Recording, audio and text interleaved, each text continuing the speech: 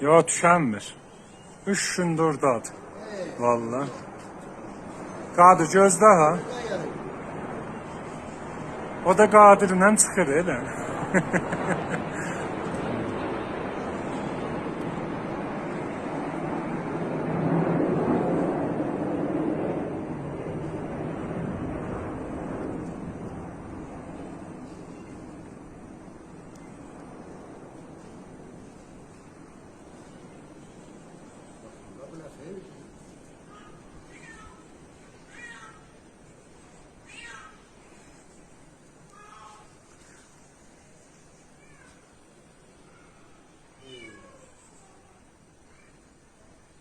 Anlamıyor, ona kanıyor.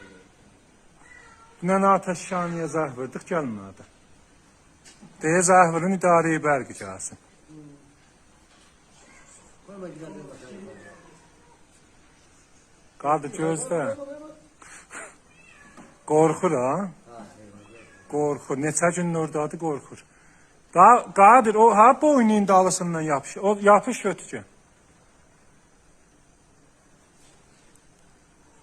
Ha, da əl atanmaz. Elə onun həssas yeri oraydı. Gözdə ha, Qadir. Önüne geliyor falan, ne pişe göre. At yere stad olmalı.